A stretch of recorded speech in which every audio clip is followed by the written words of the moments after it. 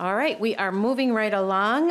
We have next Chair Joachim's House File 3186 up for consideration again today. Chair Joachim, would you like to move your bill? Thank you, Madam Chair. I'd like to move House File 3186 before us. Chair Joachim moves House File 3168 before the committee. Excuse me.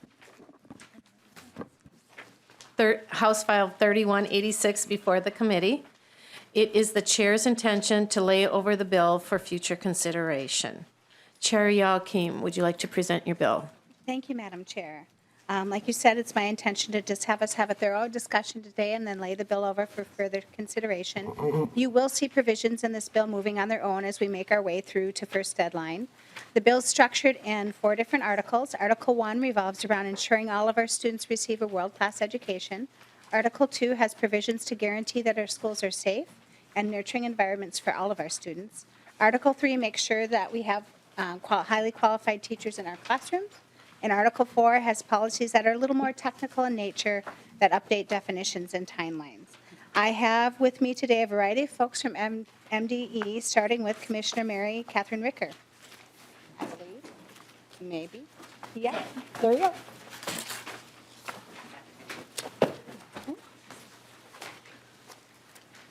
Good afternoon. Welcome to our committee. Please identify yourself for the record, and you may begin your testimony. Thank you. Thank you, Madam Chair. My name is Mary Catherine Ricker, and I am Commissioner of Education. And first, I want to say happy Bus Driver Appreciation Day to everyone. And then thank you for taking the time, letting me to hear Governor Walz and Lieutenant Governor Flanagan's education policy bill.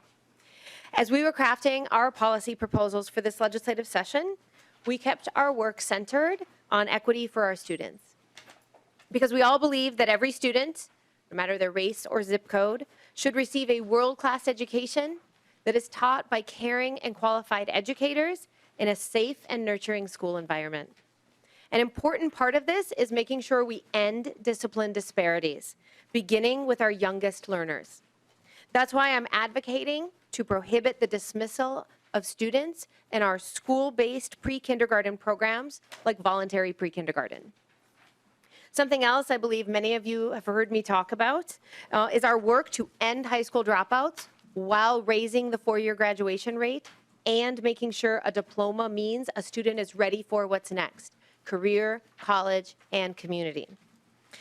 One of the student groups that disproportionately has students who drop out are students experiencing homelessness and housing instability. And if we truly believe that education can be the great equalizer, and I think we're in this room because we believe that, then we need to be doing more to help those students find their own success. That's why I want to establish standards for credit accrual and recovery for students experiencing housing instability or homelessness, so more and more of those students can reach their graduation finish line that will open up more of life's options. These are just a handful of the policies we have brought forward this year to support our students. And with me today are a number of my outstanding colleagues from the Minnesota Department of Education to present additional highlights of our bill. They include Doug Paulson, Director of Academic Standards, who will present updates to standards requirements to make sure all students have a world-class education. Dr. Jane Harstead, Director of Indian Education, who will present policies to center our American Indian students. Caitlin Snyder, Deputy Director of Government Relations, who will present licensure changes to make sure all students have access to caring and qualified educators. Mary Kay Kanaga-Litzkow, Director of Compliance, who will present recommendations on non-exclusionary disciplinary policies and practices, because our students can't get a world-class education if they aren't in our classrooms. And Greg Keith, Director of School Support, who will present a number of recommendations relating to cultural responsiveness and safe and welcoming schools. Madam Chair, thank you for the time to be here today. Thank you, Representative Yu. Thank you, Commissioner. I think next on our list, we will ask Doug Paulson, Director of Academic Standards, to come to the testifying table. After Doug, we will ask Dr. Jane Harstead to testify, and then Kate Snyder after that. Mary Kay Litzo, Director of Compliance after her, and then Greg Keith, Director of School Support after that. So if you would like to state your name and you can begin your testimony, please. Thank you, Madam Chair and Committee. My name is Doug Paulson, and I serve as a Director of Academic Standards at the Minnesota Department of Education. I've been asked today to talk about the language that we are proposing to clean up inconsistencies between Statute 120B.021 and 120B.024. You were given a handout that looks like this. So a table that has 4 different columns. The first column is the subject matter by which we have academic standards that have been identified. Second column is the standards requirements from 120B.021. Third column is the credit requirements from 120B.024. And then the final column is where we saw inconsistencies that we are bringing forth today. The foundation of the work that we look at here is really set in 120B.02, which was the commitment that set by the legislature to establish rigorous career and college readiness academic standards for students, and requiring that students demonstrate their understanding of the academic standards through the satisfactory completion of the credit requirements. It is in the alignment that over the years, as we have added additional statutes, as well as we've gone through the rulemaking process with MDE and stakeholders, that we've had some inconsistencies that have developed over time between these statutes. These inconsistencies have been brought to our attention through many correspondence from school counselors, school administrators, and parents who are looking to guidance from the department on what is needed for graduation between the credits, the required standards, or both. These inconsistencies we've also found through a number of the survey and other feedback tools that we've had as we've undergone our standards revision over the last several years in physical education, fine arts, science, English language arts, and as we move into our social studies review for next year. Again, I want to identify that through this is not looking at a policy change, rather it's a technical change to align the 120B.021 with 120B.024. This has no change of policy on requirements or flexibility, and it will continue on that commitment that all students have the rigorous education. So the first one I'd like to highlight on this document is the fine arts. This is a location where we have 2 changes that we are proposing, both of which have come up through the conversations for our standards.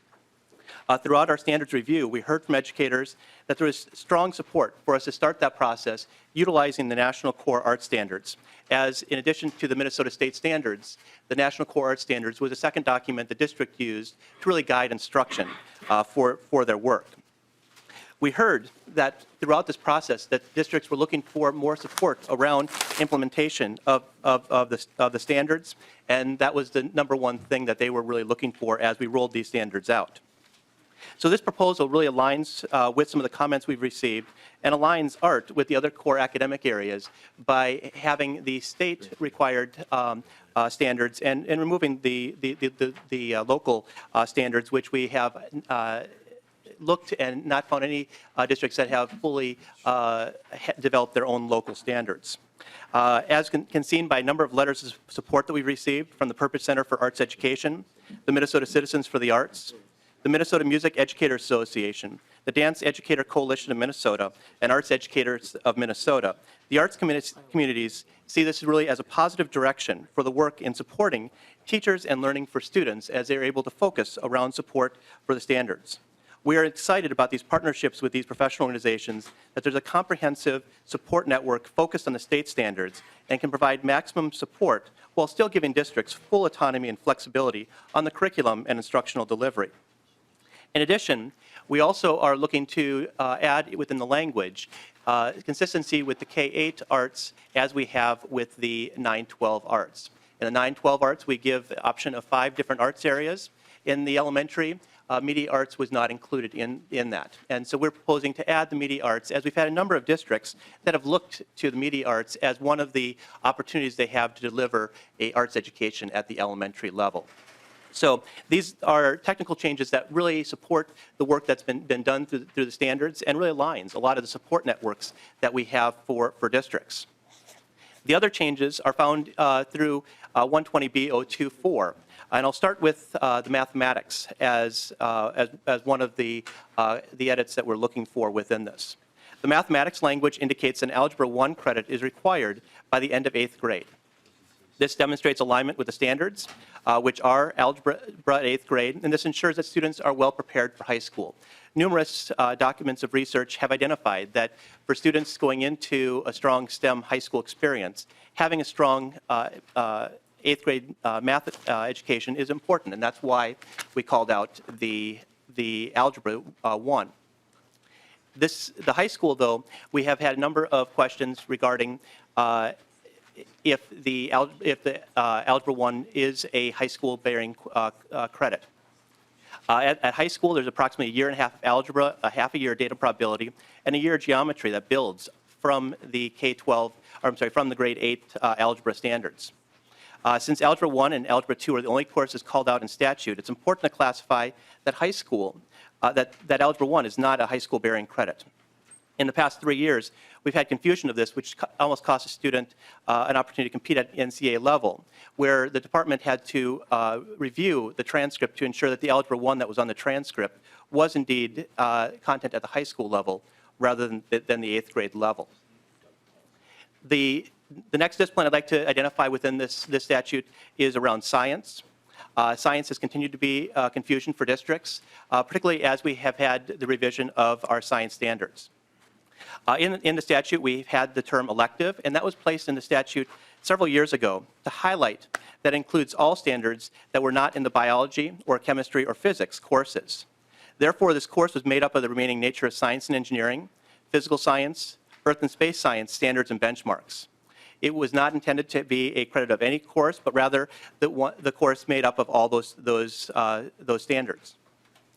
The Standards Revision Committee, made up of K-12 educators from throughout the state, higher education faculty, and community members, identified that there was inconsistency with how this was being delivered throughout the state, and also got a lot of feedback that that oftentimes that third credit was more than what 1 credit of learning really should be. So as they reviewed feedback from almost 2,000 stakeholders, they made a decision that to be career and college ready, needed to have a stronger high school experience in earth and space science, and also a foundation of physical science lab experience at 8th grade to prepare them for the high school standards. As we revised the standards, moving the previous physical science standards at high school were moved to 8th grade and aligned to the 8th grade mathematics standards, giving a strong, cohesive experience. And this allowed us to remove the previous hodgepodge of concepts at high school to provide a more cohesive content storyline for students at the high school level that's focused around earth and space science.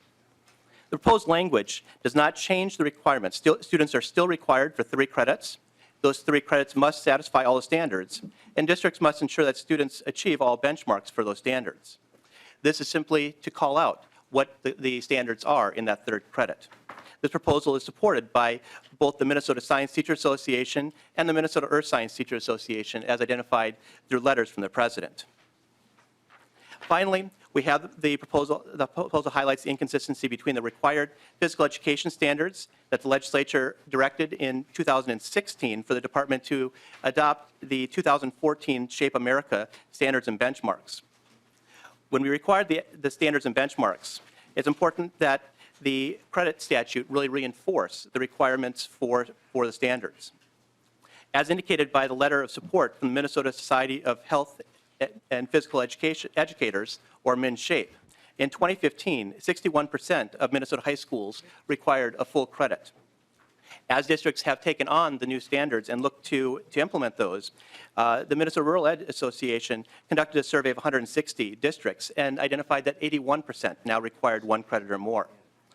As we are looking to implement the standards fully, this is important to be able to call out. And so while this changes the elective standards to 6, it's not really changing practice nor the requirements. It's just being more transparent that one of those elective credits is physical education. It's important to note that these are all technical changes. They're being proposed to clear the alignment, be clear about the alignment between 120B.021 and 120B.024. And it's really to continue the commitment that we have for all students to graduate being career and college ready through the rigorous academic standards. It's important to note This does not change flexibility for districts to determine the curriculum or teaching methodologies. It also does not change the flexibility for CTE to provide education in science, math, or the arts. That's important to be able to have the connections and integrations across there. MDE and our professional education partners, the Minnesota Science Teacher Association, the Minnesota Earth and Space Science Teachers Association, the Minnesota Council of Teachers of Mathematics, MinShape, the Minnesota Music Educators Association, Dance Educator Coalition of Minnesota, and the Arts Educators of Minnesota, as well as the other state agency, the Purpose Center for Arts Education, are committed to supporting teachers, districts, and students to ensure that all the learning is equitable so that as they graduate from high school, they have met the high academic expectations. Thank you. Thank you, Mr. Paulson. Next, we have Dr. Jane Harstead from Director of Indian Education.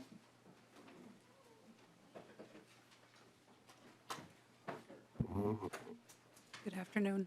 Would you please state your name and begin your testimony? Thank you, Madam Chair. I am Dr. Jane Harstead. I work with and serve at the Minnesota Department of Education as the Director of Indian Education and the Tribal Liaison to Minnesota's 11 tribes.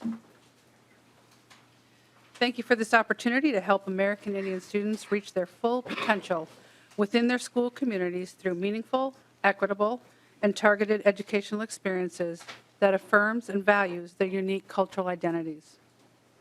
I am working from the Governor's Policy Bill Highlights page. Did I fall asleep there for a minute, or did they? The go specific items I'd like to highlight today The social studies. are, the first is students being able to wear eagle feathers and tribal regalia at graduation ceremonies. Each year, the Office of Indian Education and the Department of Education receive calls from parents in tears whose students are not able to wear their regalia or an eagle feather at graduation. And an eagle feather is a high honor for our students to receive, and it means that they have overcome a lot to be able to accomplish the task of graduation. And so we'd like to make sure that they are able to do that from now forward. I'm going to have some. The second piece I'd like to highlight is the state count of American Indian students. In recent years, new federal definitions of American Indian have hidden or masked our American Indian student count.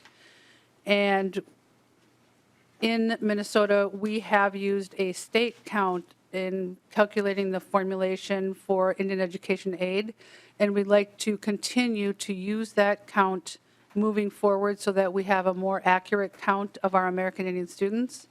From what we know of our data, the federal count masks up to 1/3 of our American Indian students from being reported in data, and we'd like to continue with using that state count to make sure that we are having the correct data for our public, for our parents, and understanding that the state count is more accurate than the federal count that we need to use at this point.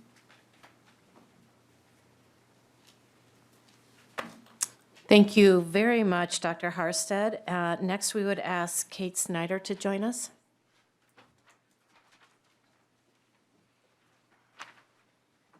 Please state your name and you may begin your testimony. Thank you, Madam Chair. Caitlin Snyder, a rare double first name with the Minnesota Department of Education, and I am working from the same handout that Dr. Harstead referenced under the licensure and bargaining unit changes. A focus of this administration and Commissioner Ricker in particular is uplifting the teaching and learning condition, making sure that our teachers have the tools that they need to be successful in the classroom. So the proposals that we're bringing forward to you today should be fairly familiar to you. I believe they were in the House Omnibus Bill last year. So the first change would allow Tier 1 teachers to join the bargaining unit. This is a voluntary decision that public employees can choose to make and is located in Article 3, Section 2. The second change would be requiring pedagogical training to be a Tier 3 or Tier 4 teacher. So this would mean you either take a Minnesota teacher prep program, another state-approved teacher prep program, or pursue your licensure via portfolio. This is not intended to be a shift away from Tier 1 or Tier 2 teachers. We recognize that there's a teacher shortage across the state, but this is about making sure that our teachers that are choosing a lifetime profession have the tools that they need to be successful. This isn't changing the renewals that are in place in the statute for Tier 1 and Tier 2 teachers. Excuse me. The third change is in Article 3, Section 4. This was referenced in the previous bill, and it would remove the basic skills test requirement for all teachers. We started a conversation internally with the House position last year, which allowed administrators to waive the basic skills test. But upon consideration, it seemed unworkable in that it would still require teachers pursue the exam, pay for the exam, struggle for the exam, and not be able to pass it and pay for it out of hand before having this requirement waived. So this seemed to be, based on the research available to us and about how it's predictive or not predictive for teacher efficacy, a better, we would say, proposal to bring forward at this time. The fourth change is in Article 3, Section 5, and it would add our early childhood family education teachers and our adult basic education teachers to continuing contact protections. And this was also located in the House Omnibus Bill last year. Thank you, Madam Chair. Thank you, Ms. Snyder. Next, I'd ask Mary Kay Litzo to join us at the testimony table.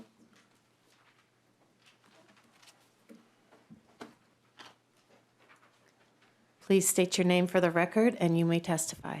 Thank you, Madam Chair. My name is Mary Kay Litzow, and I'm the Director of Compliance and Assistance at the Minnesota Department of Education. This afternoon, I'd like to provide some highlights from Article 2 of the Governor's Education Policy Bill that pertain to non-exclusionary disciplinary policy and practices. It can follow along with those in the highlights section. The proposed provisions focus on proactive measures to address pupil behavior in a non-exclusionary manner. The Commissioner testified earlier regarding the need to end discipline disparities. As part of MDE's handout with the highlights, we've grouped the proposed changes under non-exclusionary policies and practices into 4 bullets, and I'll briefly highlight some of those changes. Under the first bullet, kindergarten through 12 non-exclusionary policies and practices, which is in Section 7 of the bill, includes a definition of that term to focus on alternatives to pupil removal and dismissal.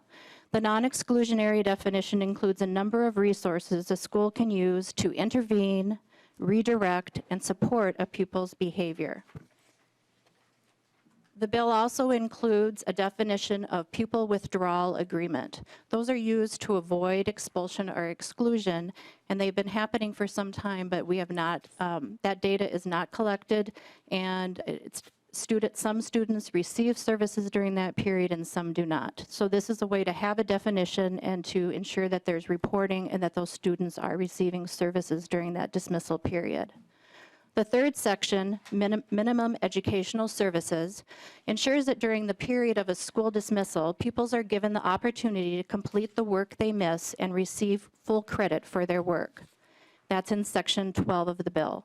There's also the addition of the definition of in-school suspension, which is occurring in our schools, but we don't have a statutory definition, and a revision to the definition of out-of-school suspension, which is in Section 6 of the bill. The fourth bullet adds a new statute to the Pupil Fair Dismissal Act entitled Full and Equitable Participation in Preschool and Pre-Kindergarten. National data collected since 2005 has documented that children in school-based preschool programs are suspended at higher rates than school-age children. Data from the Civil Rights Data Collection 1112 and 1314 document that Black children in public preschool programs are suspended from those programs at a higher rate than white children. Recognizing the importance of early education and the need to end disciplinary disparities, the proposed language includes the following. Districts and charter schools must use non-exclusionary discipline as described in the statute rather than disciplinary dismissals to ensure full and equitable participation for children attending those public preschool programs. Thank you. Thank you, Ms. Kanega-Litsu. Thank you much. Next, we are going to bring, we have one last testifier. Mr. Keith, please. Director of School Support. If you would like to identify yourself for the record, and then you may begin your testimony. Thank you, Madam Chair. I'm Greg Keith. I'm the Director of School Support at the Minnesota Department of Education, and today is my birthday. Ooh, happy birthday to you. I am here to talk through 4 proposals in the bill for around culturally responsive practices in schools and districts. First of all, I'm just going to, for a second, why do we need culturally responsive practices? I think we'd all agree that the social and cultural contexts of today's schools are diverse in ways, increasingly diverse in ways that require greater attention to the educational philosophies, backgrounds, and perspectives of school leaders and teachers. The cultural and racial identities of students and those who serve them have long continued to represent a demographic divide. And when students experience an incompatibility between their school and home cultures, that impacts their school experience and their achievement. Culturally responsive practices requires that individuals be culturally competent. This competency is having an awareness of your own cultural identity, your views about differences between people, and the ability to learn and build on the varying cultural and community norms of students, their families, and their communities. It is the ability to understand the within-group differences that make each student unique while celebrating the between-group variations that make our world a tapestry. We are proposing 4 changes to statute to support culturally responsive practices in schools and in districts.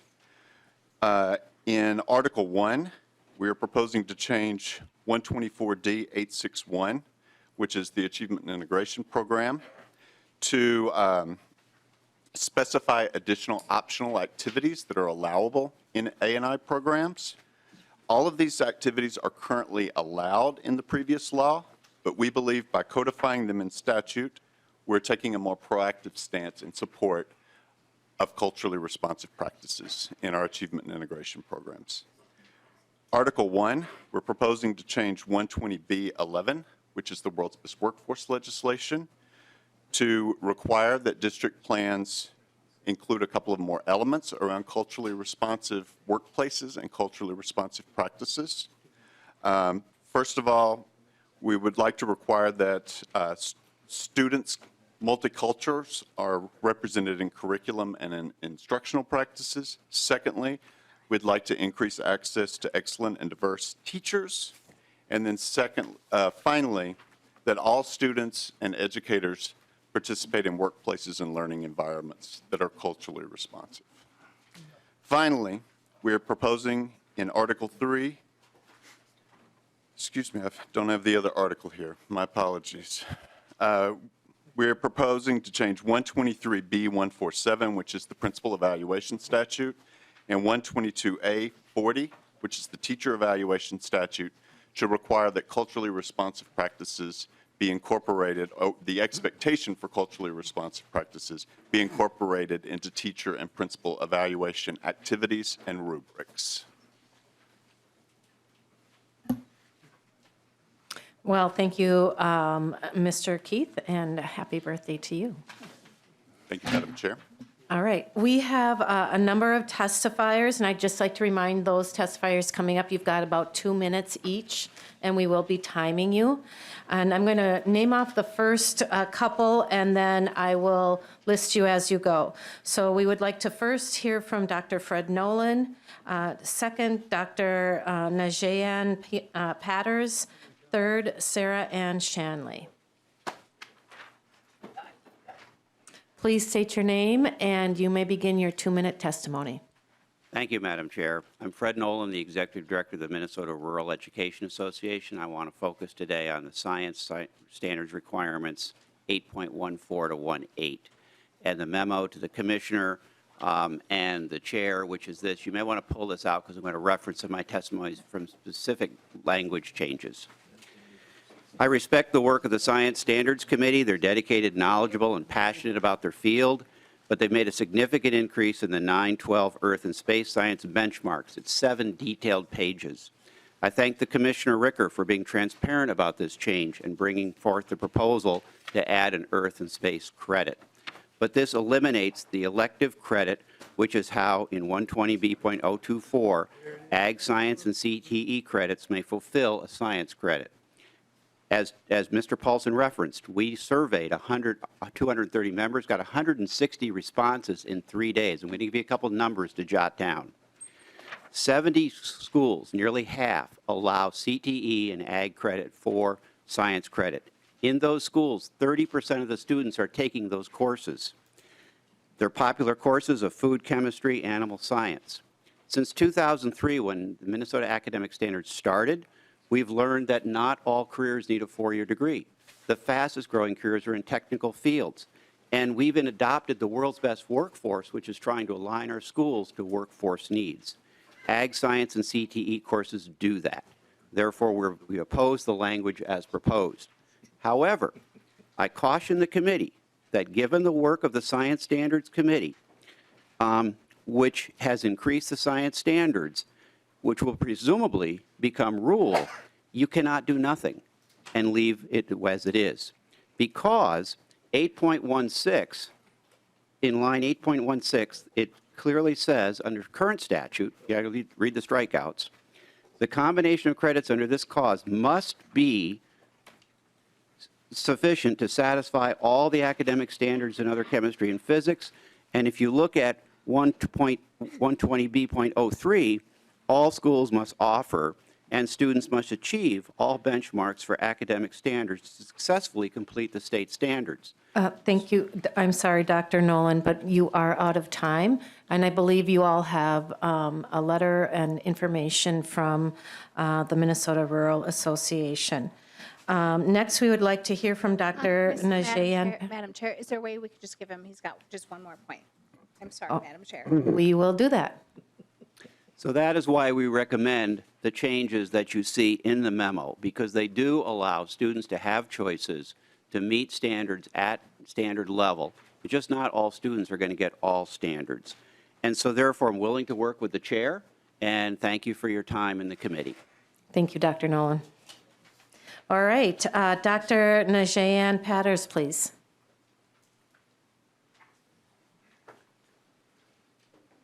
Well, not seeing Dr. Patters, we will go on to Sarah Shanley, and then from there, after her, Deb Henton, and then Scott Kroonquist, please.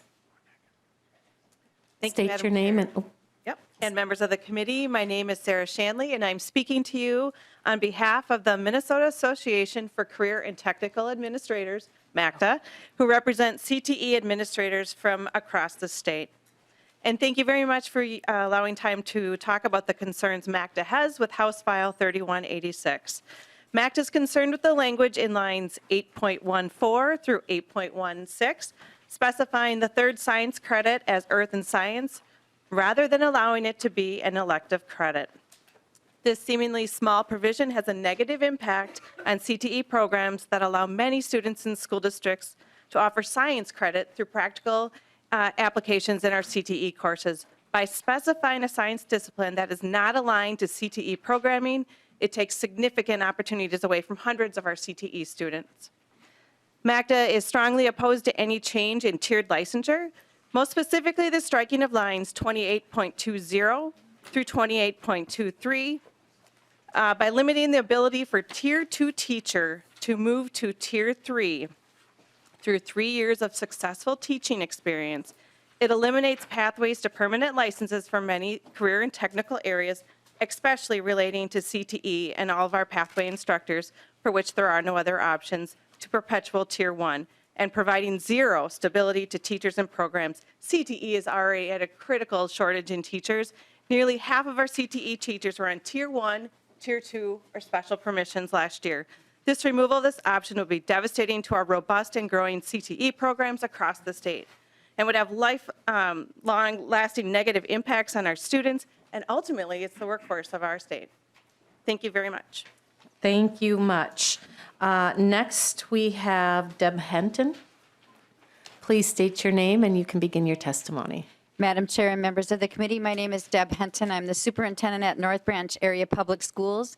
I'm also the past president of the Minnesota Association of School Administrators, and I'm the incoming executive director. I will be moving into that position when Gary Amoroso retires, and I know some of you are familiar with Gary, so you will be seeing my face quite often, perhaps at this table. We are very grateful for the tiered teacher tenure law.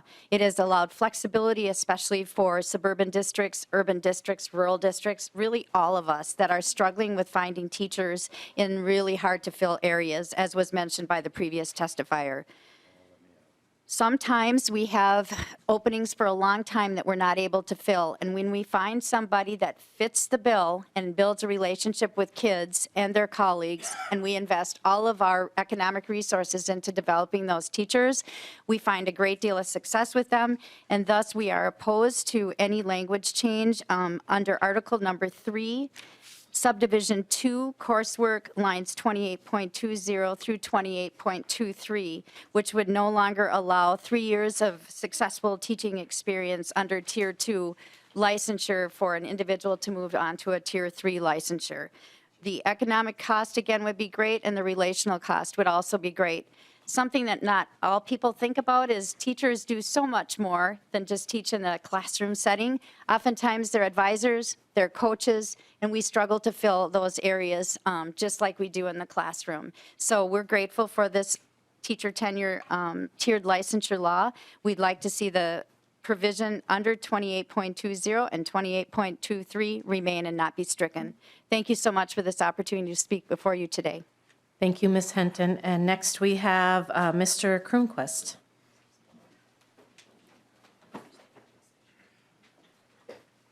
Thank you, Madam Chair and members. My name is Scott Kroonquist with the Association of Metropolitan School Districts, and thank you for the opportunity to share a few brief comments, and I'll try not to be duplicative. First of all, I want to just say we strongly support the proposals to amend the World Best Workforce and Achievement Integration laws to include creating school environments that are culturally responsive, inclusive, and respectful for students, staff, and families. And this is very consistent with the Reimagine Minnesota work that I think many of you are familiar with and that our school districts are engaged in. We're likewise very supportive of the efforts to increase the percentage of teachers of color and American Indian teachers. And so that is the same reason, though, that we are opposed to the eliminating the pathways, specifically the pathway from Tier 2 to Tier 3, as Superintendent Henton just mentioned.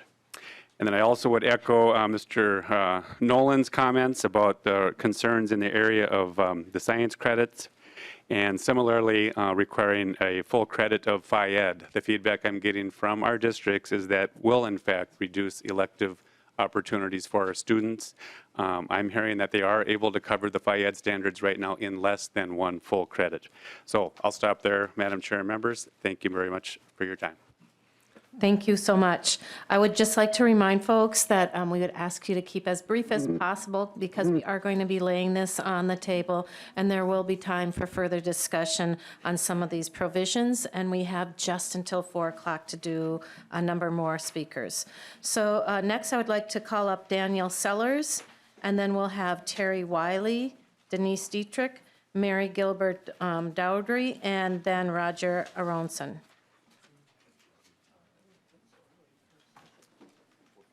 Good afternoon, Madam Chair and members. My name is Daniel Sellers with Ed Allies. I encourage you to read some of the written testimony you received, which includes principals, teachers, and advocates who are concerned about the proposed changes to teacher licensure on page 28, which has been referenced. I'll just quickly say I hope you'll read Christine Garday's testimony and ask yourself, why in the world would we want teachers such as Ms. Garday's to jump through hoops just to get a permanent teaching license? She's already an effective educator. She has a master's degree in education and curriculum. She's worked professionally in the field in which she's teaching, and we're going to ask teachers like her to go back and jump through arbitrary hoops. Let's not go backwards. Let's stop trying to reenact these barriers, and let's work together to find more qualified, diverse teachers and help them get permanent licenses in Minnesota. Thank you very much. Thank you, Mr. Seller. Next, we'll have Terry Wylie.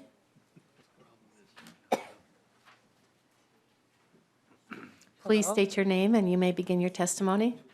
Hi, I'm Terry Wylie, and I'm at the Heights Elementary School. I am here as a teacher, a parent, and an advocacy fellow for Educators for Excellence. And I'm here to talk about the two issues that align with E4E's legislative agenda. And the first issue is the teacher licensure, and the second is a non-exclusionary discipline policy. We oppose change to the teacher licensure because, like most people have said, it supports a pathway for Tier 2 from Tier 2 to Tier 3 based on positive teacher evaluation. And we are supportive of the governor's language to promote non-exclusionary discipline policy. One of the things that I've learned as an educator is how important it is to build relationships with students. And that is one way that we can get students to stay in class. We want students to stay in class. So building relationships is just one way, although there are many ways. Suspending children is not the answer. So that's it. Thank you very much, Ms. Wylie. Denise Dietrich, please come down.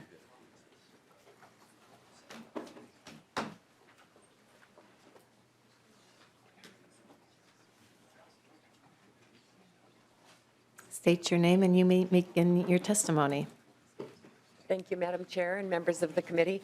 For the record, my name is Denise Dietrich, and I'm here on behalf of the Minnesota School Boards Association. MSBA is a statewide organization, and we serve 333 school boards across the state. We want to thank Commissioner Ricker for her accessibility this session as we have prepared, as she prepared House File 3186. And due to the limited time today, we have provided a detailed letter to the commissioner in response to the bill. But for today, I'd like to highlight just a few of our concerns. In Article 1, Sections 3 and 6, that would eliminate an elective credit for high school students. It is elective high school credits that engage students, and it allows the individual school districts to meet the needs of individual students. And it also helps school boards to strive to prepare students for college and career readiness. So we are opposed to eliminating that elective credit. In Article 2, the school meals section, MSBA has worked with legal aid, and we have a mutually agreed upon language for the school lunch piece. And so that will be heard on Friday, and we hope that the commissioner will support that. Also in Article 2, under Safe and Supportive Schools programming, MSBA is concerned with the change from schools are encouraged to schools must language. And all 7 of those items seem subjective and would be difficult to implement and measure. For example, item number 4, how does a district train student bystanders to intervene in incidents of prohibitive conduct? Is there any potential liability to the districts in concern of school safety? While we totally support social emotional learning, we would like to continue working with the department on some of that language. Article 3, it continues to be our position that the legislature make no changes to the tiered licensure system.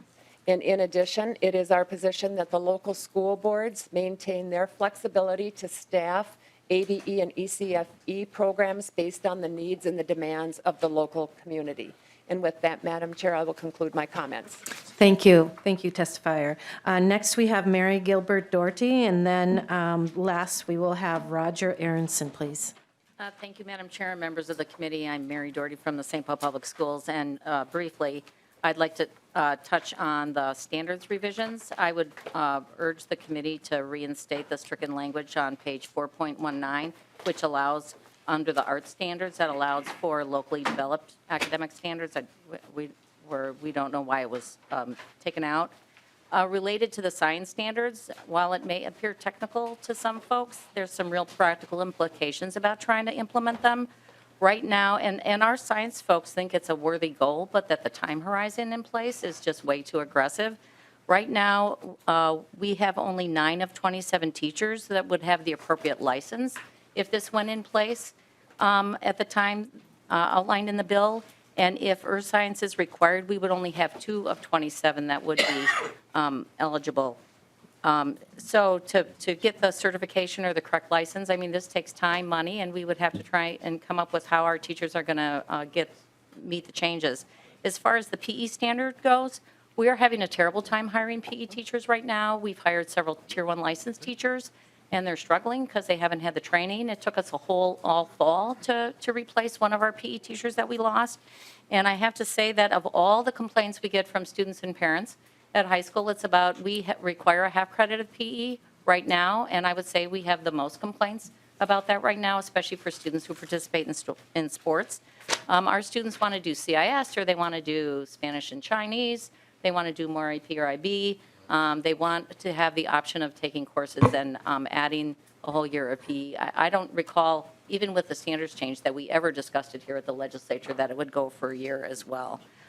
So I would urge the committee to slow down on these changes and think about what the practical implications are for districts to actually try and implement some of these things. And possibly I would suggest that as we look at standard revisions, we maybe look at what a local impact note would be or what the effect would be on districts to try and implement these. Because I know when teachers come and they do the standards, they're very excited about having lots of them. And I think sometimes we end up with more than we can do in the allotted time that we have during the school year. So. Thank you, Ms. Thank you very Doherty. much. Yes, and now we have Roger Aronson, please. Madam Chair and members, my name's Roger Aronson. I represent the Elementary and Secondary School Principals Associations, and just a couple of comments here. One of the things we want to acknowledge out front is that the department staff brought us in, the superintendents and the principals, to talk about the standards before they were rolled out, and we really do appreciate that particular model of working with the department when they come on and talk about these. That being said, we do join in the concerns that our colleagues raised and the availability of licensures and some of the issues that would confront us if this actually became the rule. Second piece in my minute and a half, just to draw your attention to, there's a provision in section 11 at line 12.3 that talks about a curriculum policy. And we did have the opportunity to talk with the department and the commissioner about this last week. But that provision is talking about prohibiting discrimination or discipline for the integration of curriculum contributions. You might want to think about that a little bit, of not having that in the collective bargaining process and looking at that in meet and confer and some other areas. It does pose some unique issues, and also there are some responses to that as well that last year we had some problems with on the Senate side. So something that we want to talk about. The goal there is absolutely right. We agree with that as it was described to us by the department last week, and we think that we could do some good things there, but we need a few language changes. So we look forward to working with you, and Madam Chair, good job. Mm-hmm. Thank you much.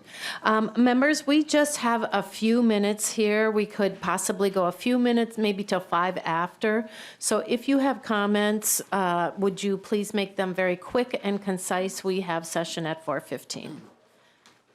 First on the list is Representative Erdahl. Madam Chair, I can't do this quickly, except for one. If Mr. Paulson, if he would come up just for one quick question. And Representative Erdahl, no, remember this is going to be laid over, and we will have time to discuss these things So, another time. Put me back in the list for next time. 'Cause I will. I got a lot Right more. on top.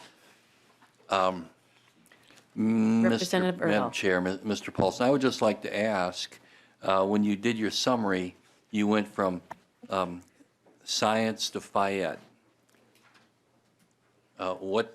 You skipped over social studies. Would you care to explain the plan for social studies? Mr. Paulson. Representative Erdahl, Madam Chair. This is specifically looking at the inconsistencies between the two statutes at this point in time, and at this point in time, there's not the inconsistencies with social studies. Thank you. Mr. Erdahl. Thank you, Madam Chair. There are two examples here, and there's an or, 3.5 credits, or 3 credits. What does that mean? Mr. Paulson. Representative Erdahl, Madam Chair, in statute allows for credit equivalency, and so half a credit can be in economics taught through business education or agriculture education. And so if they choose to do a half credit in economics, then it's 3 credits sufficient to satisfy the rest of the standards. That's current law? Representative Erdahl. Thank you. That's current law? Mr. Paulson. Madam Chair, Representative Erdahl, that is correct. That's current law. Representative Erdahl. Madam Chair, I'll reserve the rest of my comments to help people understand things a little more clearly next time. Thank you, Representative. Next, we have Representative Scott. Thank you, Madam Chair, and I would just hope that the commissioner and the bill's author were listening to some of these concerns. I share many of the concerns that were shared today, and I have several others. So I look forward to when we're able to discuss this as a committee further. I'll save my questions for then, Madam Chair. Thank you. Thank you, Representative Scott. And next, we have Representative Barr. I'm just going to save mine until we readdress this. Thanks. Thank you, Representative. Next, we have Representative Gruenhagen. I'll save it. Thank you. And Representative Baker. Just more of a statement, Madam Chair. Again, as a second-year member on this committee, I would like to have more of a conversation with maybe the commissioner or folks to talk about special education. There was not a single mention of reducing paperwork in special ed. And this is one thing that I've got a bill in the committee waiting and hoping for a hearing on that. But I just know that that's something that I am desperate to try to get some attention from the department to try to help reduce the paperwork on this thing. I was assuming it was going to be something that was coming up today, but it did not. And again, as I've heard too today, I'm looking forward to it coming back because I'm concerned that a lot of important CTE stuff that was discussed that they're really having a hard time with that is becoming more challenging to keep those teachers that are keeping our young people ready to get to the workforce. So looking forward to more conversation, but I would like to have some follow-up with the department on special education. Thank you. Thank you, Representative Baker. And thank you, Chair Joachim. Just to remind everybody, House File 3186 is laid over for future consideration. Did you have any last moment statements? I'd just like to thank members, and I want to thank the testifiers from the department, but also especially thank the testifiers that voiced concerns. Many of you have talked to me in my office. I take what you're saying to heart, and we will be having more discussions around some of these provisions, but the majority of this bill will be laid on the table. But if there's stuff people like, they can pull it out and make it into an individual bill as well. So thank you, members, and see you on the floor.